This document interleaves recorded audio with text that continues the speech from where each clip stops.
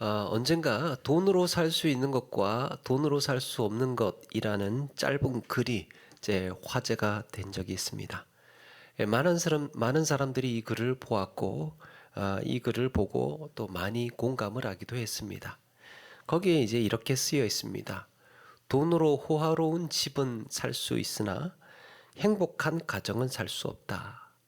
돈으로 좋은 침대는 살 수 있어도 달콤한 잠은 살 수 없다.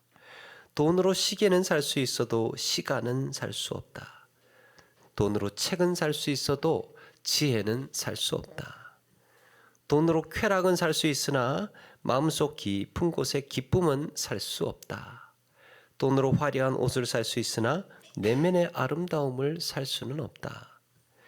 우리에게 정작 필요한 것은 행복한 가정, 또 편안한 쉼, 그리고 의미 있는 시간들입니다.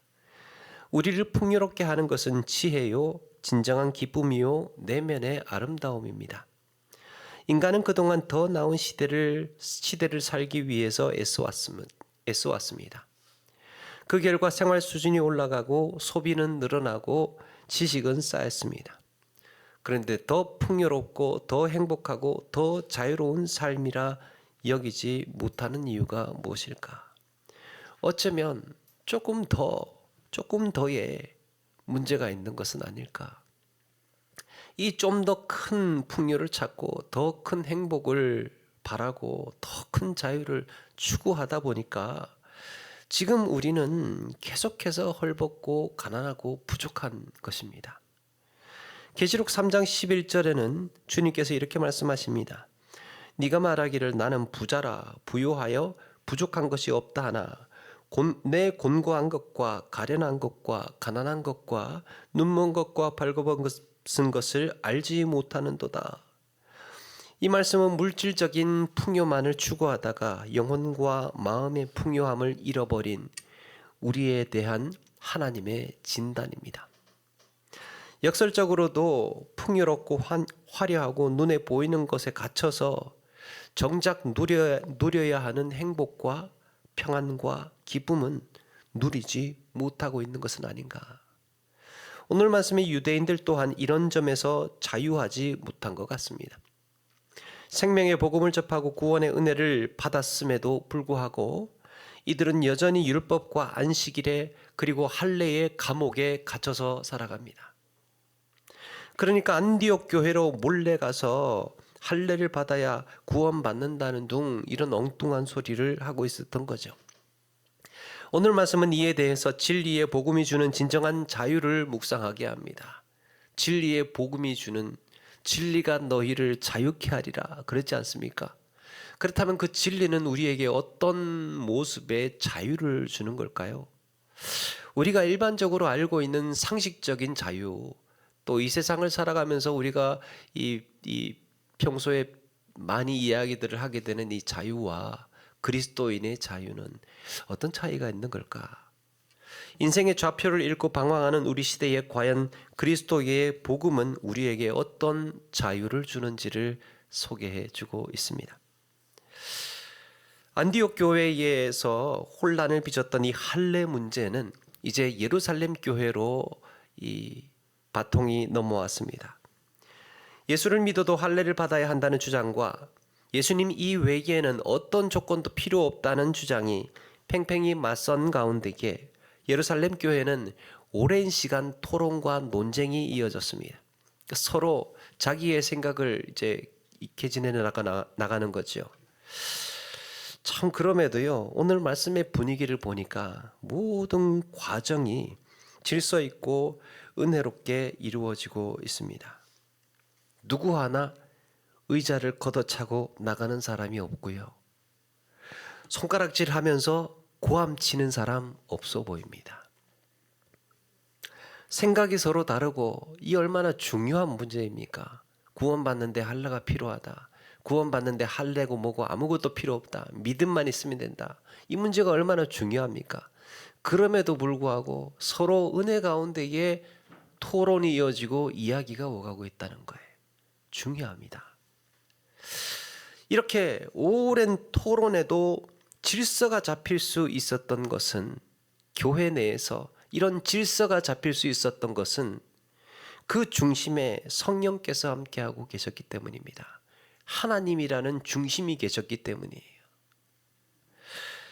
이들은 그동안에 성령께서 교회 가운데 역사하신 은혜로운 사건들을 기억하고 있습니다. 이제는 유대인이나 이방인이나 종이나 자유자나 할 것 없이 오직 주의 이름을 부르는 자들에게 구원을 주신다는 사실을 모두가 한마음으로 받아들이고 있습니다. 그리고 예루살렘 교회에서는 할례를 주장했던 이들을 비난하지 않았습니다. 할례가 이 구원받는데 필요 없다는 쪽으로 흘러가고 있음에도 불구하고 기존의 할례가 이 중요하다고 이야기했던 사람들을 비난하지 않고 있어요. 당연히 그런 생각을 할 수 있고 한평생 그렇게 우리가 살아왔으니까 이거 어떻게 하루아침에 이 모든 것을 뒤집을 수 있겠느냐 하는 분위기였습니다. 그러면서 이렇게 권면합니다. 우리에게 행하신 그리스도의 십자가를 생각해보라. 십자가를 생각해보라. 그동안 우리를 통해서 그리고 이방인들에게 임하신 성령의 역사를 한번 우리가 돌이켜보자. 성령께서 우리 가운데 어떻게 역사하셨는지를 우리가 곰곰이 한번 생각해보자. 이제는 우리가 인정해야 하지 않겠느냐. 할례가 아니라 예수님을 믿음으로 구원받는다는 사실을 이제 우리 인정해야 하지 않겠느냐. 예루살렘 교회에서 있었던 할례 논쟁은 그렇게 베드로와 야고보가 잘 정리해주고 있었고 은혜롭게 결론을 얻었습니다. 이 모든 결정은 아름답게 끝나가고 있었습니다. 그래서 22절에도 이에 사도와 장로와 온 교회가 아름답게 뜻을 모으기에 이르렀던 것입니다. 이들의 결론이 아름다운 이유는 온 예루살렘 교회의 성도들이 기쁜 마음으로 뜻을 모은 만장일치의 결과였기 때문입니다. 만장일치. 이 만장일치의 25절에 보니까 만장일치로 결정하였노라. 이 표현에 주목해야 합니다. 만장일치로 번역된 헬라어 단어는 마음을 같이하여라는 뜻입니다. 온 마음을 같이하는 것. 이것은 예수님 승천 이후에 120명의 제자들이 마음을 같이하여서 기도하기에 힘쓸 때도 쓰였고요. 성령 강림 이후에 성도들이 마음을 같이하여 성전에 모이기를 힘쓸 때도 쓰였던 단어예요. 이제 이방인이 구원을 위해서 할례 받지 않아도 된다는 소식을 전하기 위해서 예루살렘 교회 성도들이 그 마음을 보낼 때도 마음을 같이하여서 보내고 있습니다. 이들은 단 한 사람도 이견 없이 온 마음을 한 마음으로 품었다는 거예요. 마음을 같이 한다는 것. 여러분, 어느 공동체이든지 간에 마음을 같이 해서 의견이 모아지고 이 만장일치가 된다는 것은요, 정말 쉽지 않은 이야기예요. 그런데 만장일치가 자주 등장하는 곳이 두 군데가 있습니다. 만장일치가 자주 등장하는 곳이 하나는 공산당이고 또 하나는 교회당이에요. 공산당과 예배당은 만장일치가 자주 일어납니다. 민주주의에서는 만장일치를 거의 찾아보기가 힘들어요. 그러면 왜 공산당이나 교회에서 만장일치를 자주 보게 되는 걸까? 공산주의는 철저하게 억압되고 통제된 사회이죠. 철저하게 통제되고 억압된 사회. 그러니까 이견을 하는 사람이면 금방 탄로가 나고 금방 표시가 나죠. 자칫하면 잘못하면 자기 신변에 위험해질 수도 있습니다. 그래서 다른 마음을 품고 있어도 겉으로 표현하기로 이 다른 이견을 이야기를 하지를 못해요. 그런데 교회 공동체는 어떻습니까? 억압이나 통제가 아니에요. 뭘 같이 하고 있습니까? 마음을 같이 하고 있는 거예요. 겉으로 것으로 표현하는 이런 것을 같이 하는 이전에 서로 마음을 같이 하고 있다는 겁니다. 진리를 아는 자들의 자유로운 선택이에요. 진리를 알기 때문에 다른 선택을 하면 문제가 되는 이런 경직된 공동체나 다른 선택을 할 수 있음에도 기꺼이 기쁜 마음으로 마음을 같이 한다는 건 완전히 다른 차원의 이야기입니다. 하나님의 말씀과 성령의 내주 인도로 인해서 무엇이 옳은 일인지, 무엇이 아름다운 선택인지를 아는 겁니다. 이게 마음을 같이 한다는 거예요. 그래서 누가 강요하지 않아도 기꺼이 자유롭게 복종하고 질서를 따르고 같은 마음으로 함께 움직이는 겁니다. 이게 마음을 같이 한다는 겁니다. 마음을 같이 하는 만장일치의 동기는 두 가지입니다. 억압인가 자유인가. 철저한 억압, 미숙한 공동체에서는 마음을 같이 할 수, 이 만장일치가 일어날 수 있습니다. 그런데 아주 성숙한 공동체, 아주 자유로우면서도 자기 의견을 충분히 표현할 수 있음에도 불구하고 마음을 같이 할 수 있다는 것은 매우 성숙한 공동체라는 거예요. 매우 아름다운 공동체라는 겁니다. 자, 이런 점에서 우리가 특별히 주목해 볼 것은 예루살렘 교회가 안디옥을 비롯한 이방인 교회에게 보낸 편지의 내용들이에요. 할례가 구원받는 데 있어서 필요한 조건이 아니라고 결론 내린 교회는 이방 교회를 향해서 이렇게 쓰고 있습니다.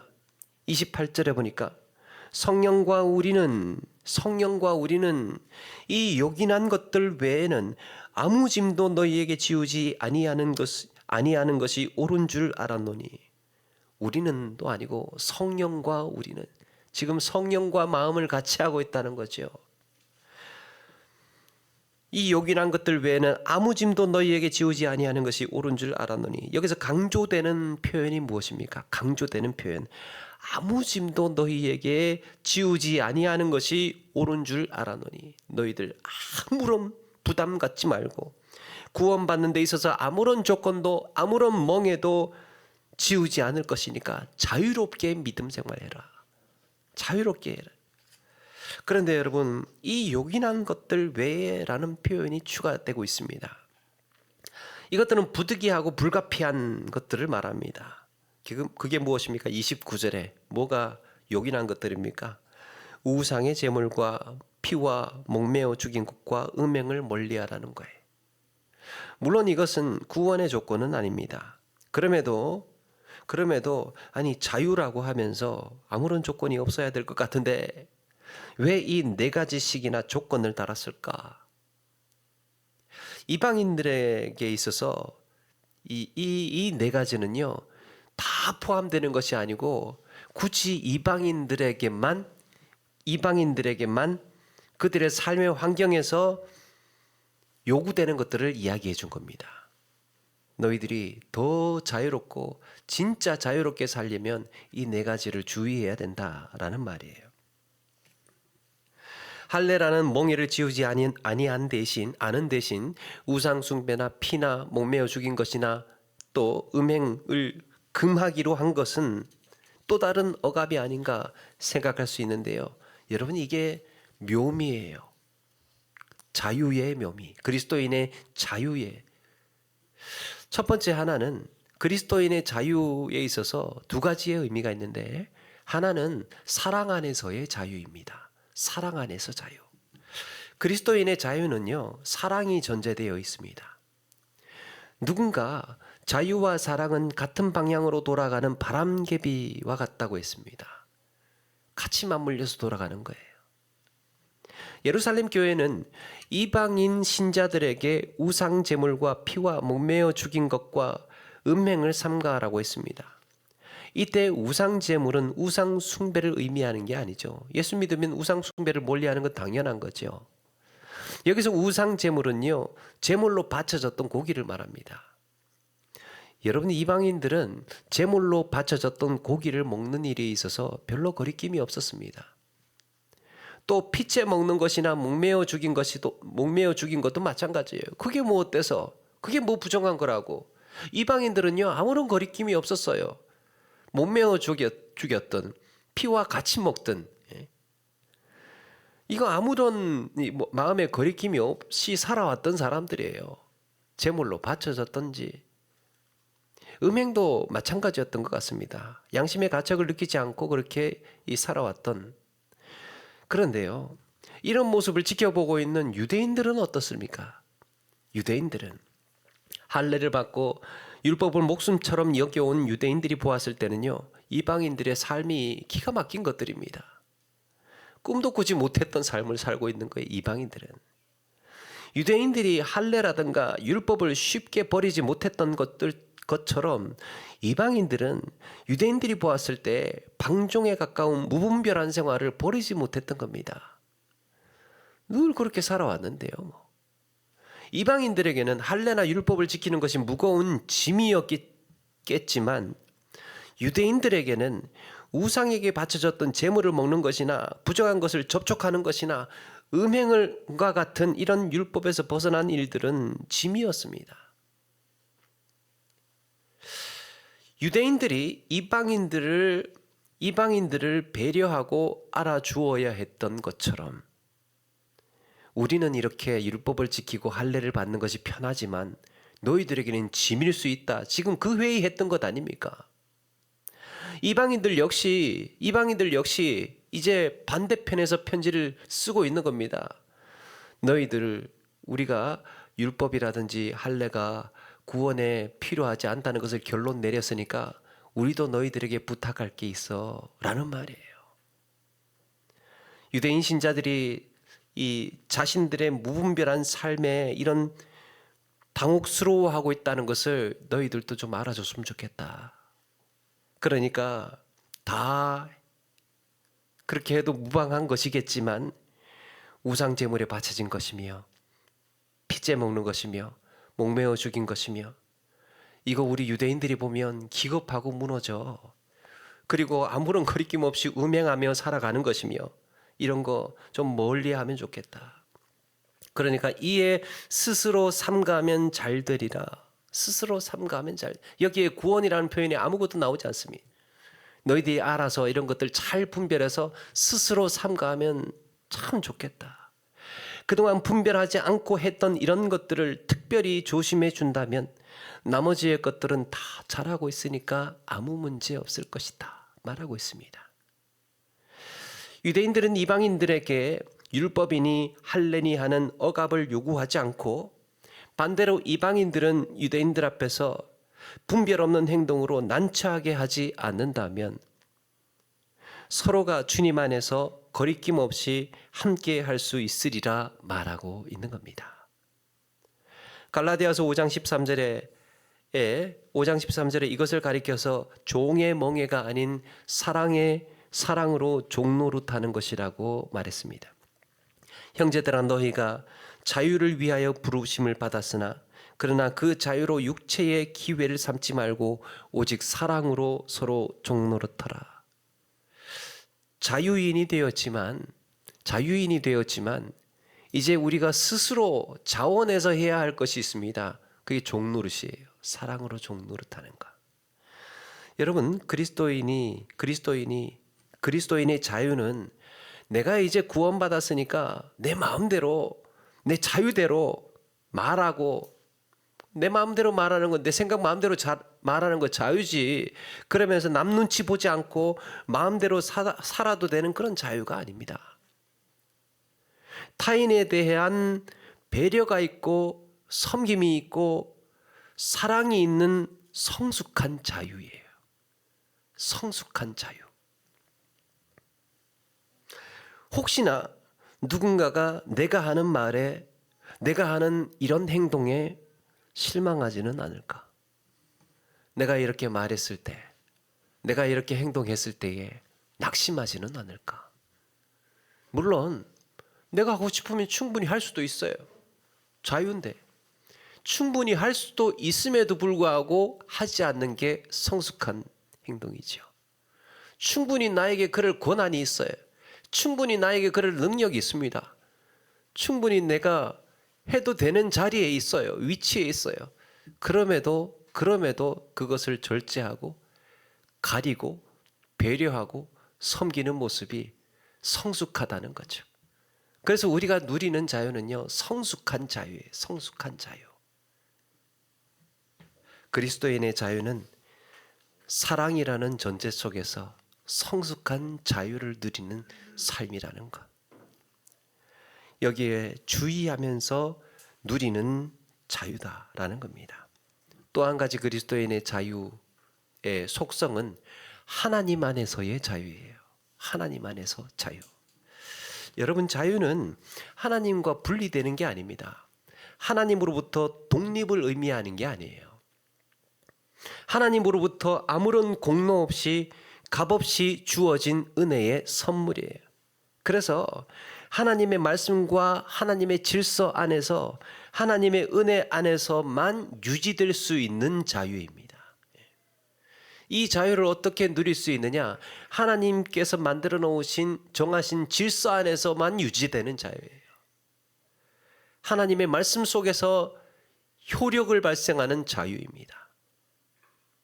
성경이 말씀하는 자유는요, 자유는 하나님을 떠났느냐 떠나지 않았느냐로 구분이 됩니다. 하나님을 떠난 인생은 어떤 인생입니까? 하나님을 떠난 인생은 죄의 포로가 된 인생이에요. 하나님을 떠나는 순간 죄의 포로가 됩니다. 탐욕의 노예가 되고 교만의 눈이 어두워서 진리를 보지 못하게 됩니다. 탐욕과 교만에.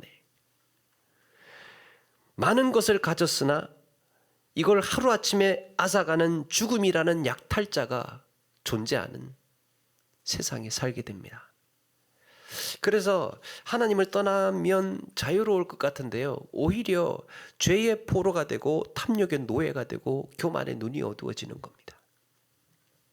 그래서 우리가 이런 자유를 지속하면서 살려면 하나님의 말씀이 필요한 거예요. 그래서 사도 바울은 이런 말을 한 겁니다. 그러면 율법이 하나님의 약속들과 반대되는 것이냐? 결코 그럴 수 없느니라. 그러면 율법이 너희들에게 필요 없는 것이냐? 결코 그럴 수 없느니라. 이 말씀은 갈라디아서 5장 1절에 가서 이렇게 결론을 맺습니다. 그러니까 하나님의 말씀이 필요하다는 주장을 하고 나서 그 결론을 어떻게 이야기하고 있느냐?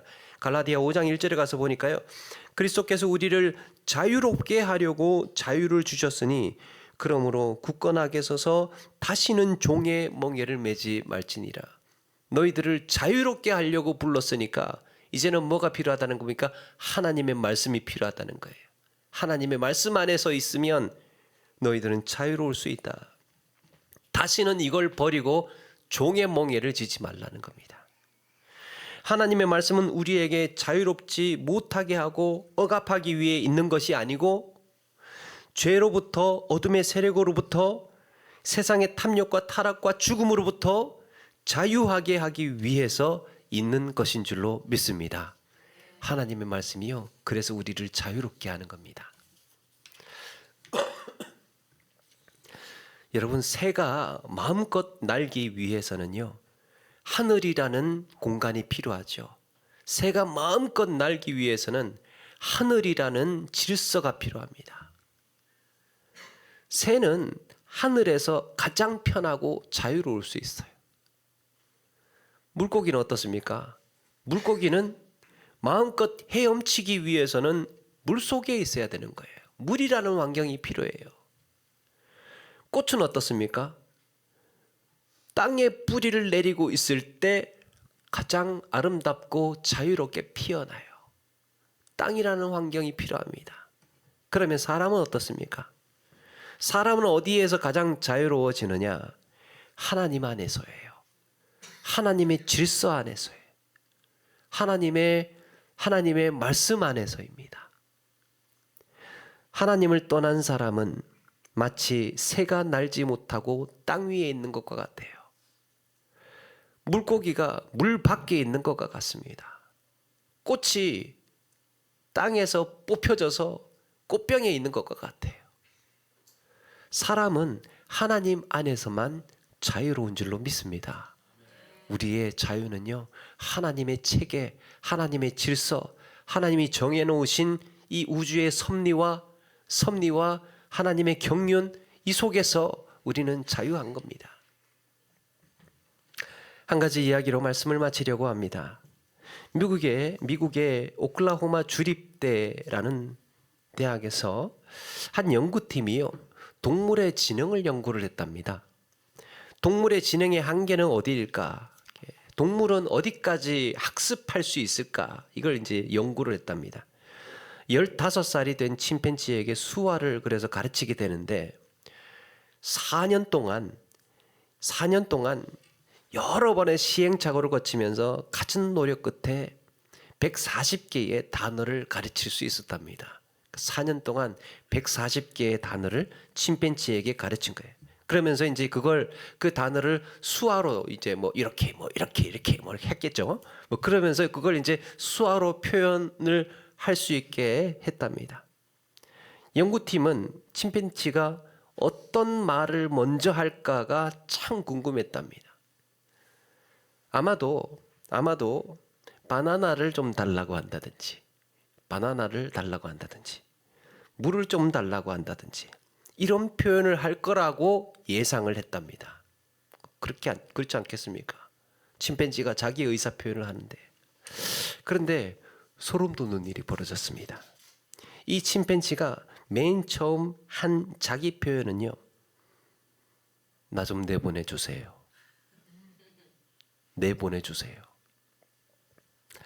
제발 당신들 때문에 귀찮아 죽겠으니까 나를 좀 자유롭게 해달라는 표현을 제일 처음에 했답니다. 배고프다도 아니고 졸린다도 아니고 바나나도 아니었습니다. 나 내보내달라고. 여러분, 이처럼 자유는 짐승도 원한다는 사실을 알게 해 주었습니다. 하물며 우리의 인간에게 자유가 얼마나 필요합니까? 그런데 그 자유는 진리 안에서 자유이고 주님 안에서의 자유라는 사실을 우리에게 가르쳐주고 있습니다.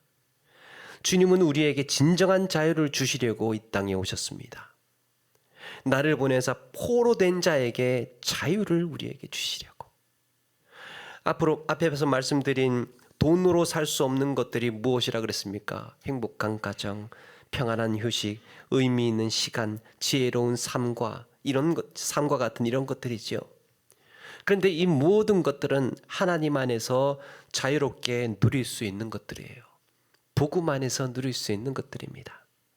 진리의 말씀을 따라서 살아가는 우리는 호화로운 집은 아니어도 행복한 가정을 꾸릴 수 있습니다. 좋은 침대는 아니어도 평안한 휴식을 취할 수 있습니다. 주님 안에서 마음의 기쁨과 내면의 아름다움을 누릴 수 있습니다. 그러므로 진리의 말씀을 따라서 타인에 대한 배려가 있고 섬김이 있고 사랑이 있는 성숙한 자유, 하나님의 말씀을 따라서 살아가는 진정한 자유, 이런 자유를 누리며 살아가시는 저와 여러분 되기를 주의 이름으로 축원합니다.